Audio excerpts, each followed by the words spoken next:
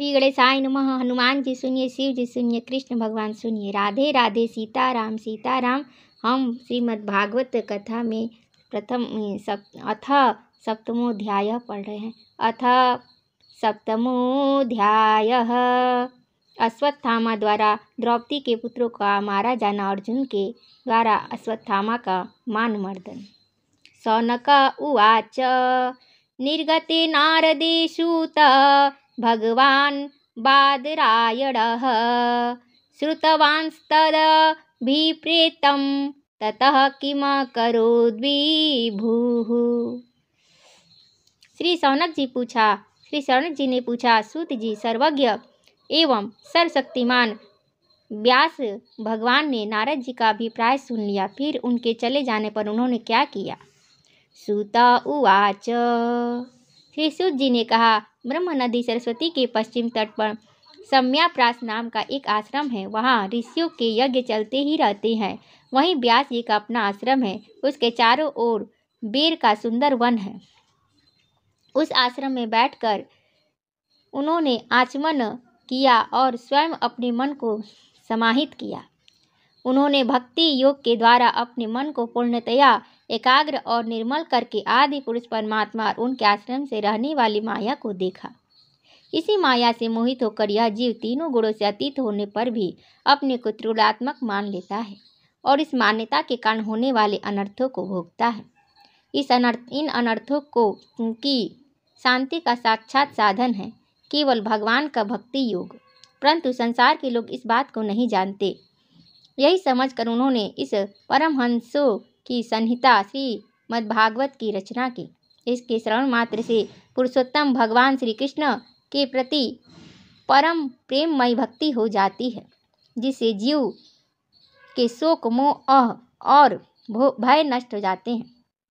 इसके श्रवण मात्र से पुरुषोत्तम भगवान श्री कृष्ण के प्रति परम प्रेममयी भक्ति हो जाती है, जिससे जीव के शोक मोह और भय नष्ट हो जाते हैं। उन्होंने इस भागवत संहिता का निर्माण और पुनरावृत्ति करके इसे अपने निवृत्ति परायण पुत्र श्री सुखदेव जी को पढ़ाया। श्री शौनक जी ने पूछा, श्री सुखदेव जी तो अत्यंत निवृत्ति परायण हैं। उन्हें किसी भी वस्तु की अपेक्षा नहीं है। वे सदा आत्मा में ही रमण करते हैं। फिर उन्होंने किस लिए इस विशाल ग्रंथ का अध्ययन किया। श्री सूत जी ने कहा, जो लोग ज्ञानी हैं, जिनकी अविद्या की गांठ खुल गई है और जो सदा आत्मा में ही रमण करने वाले हैं, वे भी भगवान को हेतु रहित भक्ति किया करते हैं, क्योंकि भगवान के गुण ही ऐसे मधुर है जो सबको अपनी ओर खींच लेते हैं। श्री सुखदेव जी तो भगवान के भक्तों के अत्यंत प्रिय और स्वयं भगवान वेद व्यास के पुत्र हैं। भगवान के गुणों ने उनके हृदय को अपनी ओर खींच लिया और उन्होंने उससे विवश होकर ही इस विशाल ग्रंथ का अध्ययन किया। शौनक जी, अब मैं राजर्षि परीक्षित के जन्म, कर्म और मोक्ष की तथा पांडवों के स्वर्गारोहण की कथा कहता हूँ, क्योंकि इन्हीं से भगवान श्री कृष्ण की अनेक कथाओं का उदय होता है। जिस समय महाभारत युद्ध में कौरव और पांडव दोनों पक्षों के बहुत से वीर गति को प्राप्त हो चुके थे और भीमसेन की गदा के प्रहार से दुर्योधन की जांघ टूट चुकी थी, तब अश्वत्थामा ने अपने स्वामी दुर्योधन का प्रिय कार्य समझकर द्रौपदी के सोते हुए पुत्रों के सिर काट कर उसे भेंट किए। यह घटना दुर्योधन को भी अप्रिय ही लगी, क्योंकि ऐसे नीच कर्म की सभी निंदा करते हैं। उन बालकों की माता द्रौपदी अपने पुत्रों का निधन सुनकर अत्यंत दुखी हो गई। उसकी आंखों में आंसू छलछला आए। वह रोने लगी।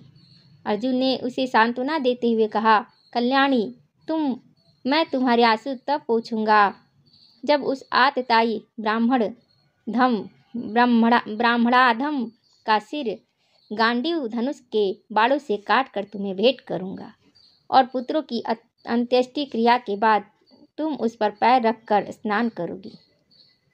अर्जुन ने इन मीठी और विचित्र बातों से द्रौपदी को सांत्वना दी और अपने मित्र भगवान श्री कृष्ण की सलाह से उन्हें सारथी बनाकर कवच धारण कर और अपने भयानक गांडीव धनुष को लेकर वे रथ पर सवार हुए तथा गुरुपुत्र अश्वत्थामा के पीछे दौड़ पड़े।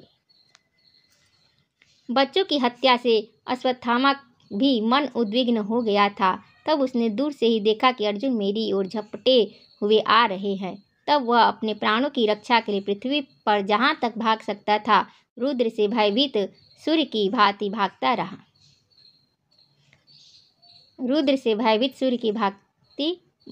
रहा।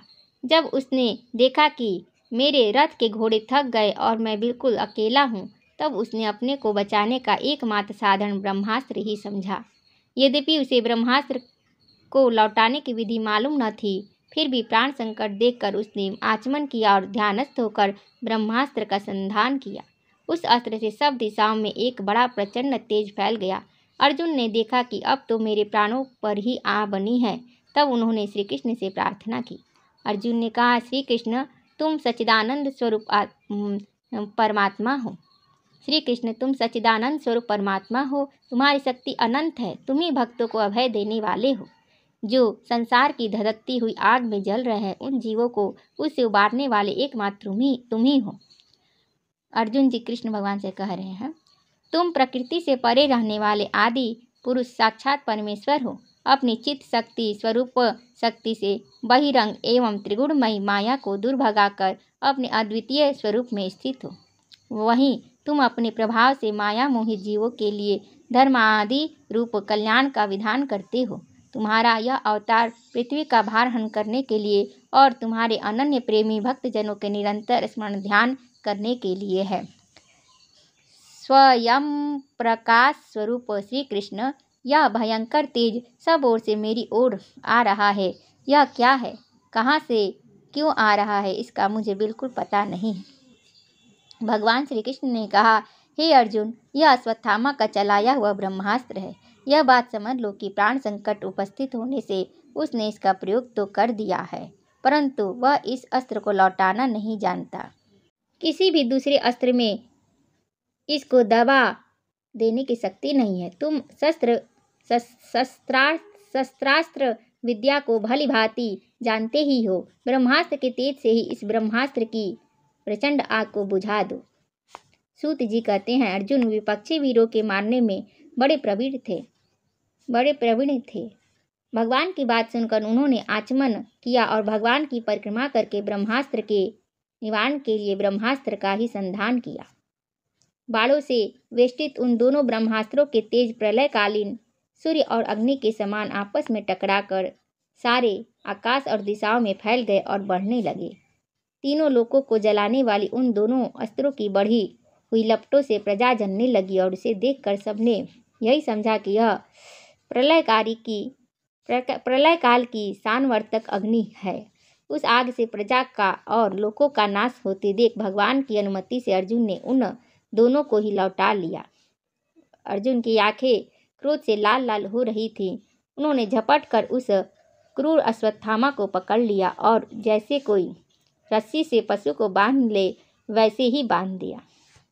अश्वत्थामा को बलपूर्वक बांधकर अर्जुन ने जब शिविर की ओर ले जाना चाहा, तब उनसे कमल नयन भगवान श्री कृष्ण ने कुपित होकर कहा, अर्जुन, इस ब्राह्मणाधम को छोड़ना ठीक नहीं है। इसको तो मार ही डालो। इसने इतने रात में सोए हुए निरपराध बालकों की हत्या की है।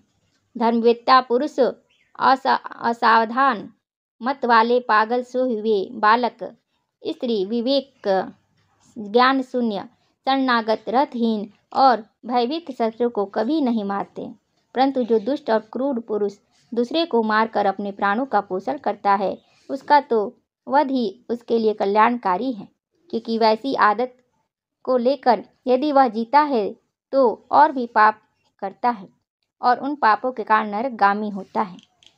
फिर मेरे सामने ही तुमने द्रौपदी से प्रतिज्ञा की थी कि मानवती, जिसने तुम्हारे पुत्रों का वध किया है, उसका सिर मैं उतार लाऊंगा।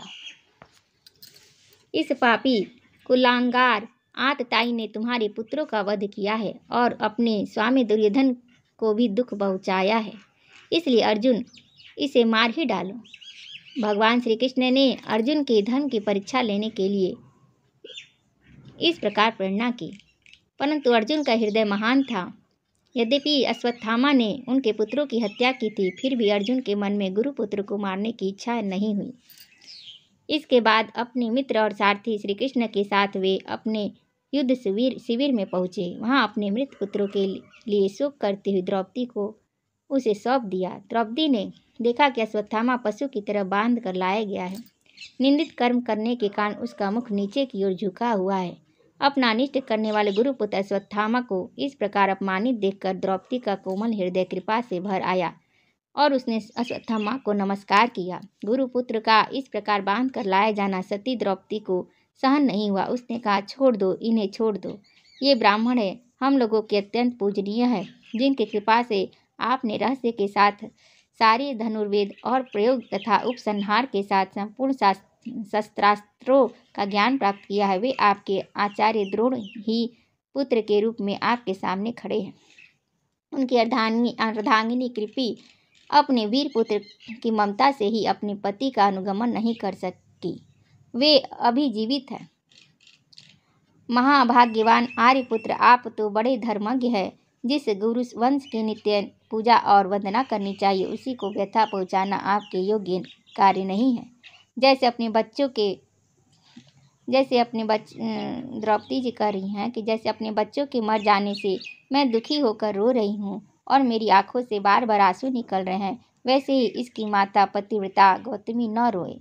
जो उत्सृंखल राजा अपने कुकृत्यों से ब्राह्मण कुल को कुपित कर देते हैं, वह कुपित ब्राह्मण कुल उन राजाओं को सब परिवार शोकाग्नि में डालकर शीघ्र ही भस्म कर देता है। सूत जी ने कहा, शौनकादि ऋषियों, द्रौपदी की बात धर्म और न्याय के अनुकूल थी। उसमें कपट नहीं था, करुणा और समता थी। अतएव राजा युधिष्ठिर ने रानी के इन हित भरे श्रेष्ठ वचनों का अभिनंदन किया। साथ ही नकुल, सहदेव, सात्विक, अर्जुन, स्वयं भगवान श्री कृष्ण और वहां पर उपस्थित सभी नर नारियों ने द्रौपदी की बात का समर्थन किया। उस समय क्रोधित होकर भीमसेन ने कहा, जिसने सोते हुए बच्चों को न अपने लिए और न अपने स्वामी के लिए बल्कि व्यर्थ ही मार डाला, उसका तो वध ही उत्तम है। भगवान श्री कृष्ण ने द्रौपदी और भीमसेन की बात सुनकर और अर्जुन की ओर देखकर कुछ हंसते हुए से कहा।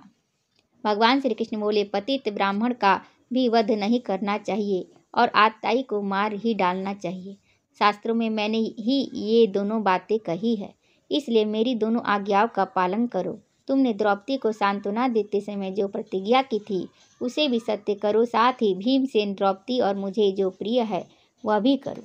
सूत जी कहते हैं, अर्जुन भगवान के हृदय की बात तुरंत ताड़ गए और उन्होंने अपनी तलवार से अश्वत्थामा के सिर की मणि उसके बालों के साथ उतार ली। बालकों की हत्या करने से वह श्रीहीन तो पहले ही हो गया था, अब मणि और ब्रह्मतेज से भी रहित हो गया। इसके बाद उन्होंने रस्सी का बंधन खोलकर उसे शिविर से निकाल दिया। मुंड देना, धन छीन लेना और स्थान से बाहर निकाल देना, यही ब्राह्मणाधमों का वध है। उनके लिए इससे भिन्न शारीरिक वध का विधान नहीं है। पुत्रों की मृत्यु से द्रौपदी और पांडव सभी शोकातुर हो रहे थे। तब उन्होंने अपने मरे हुए भाई बंधुओं की दाहादि अंत्येष्टि क्रिया की।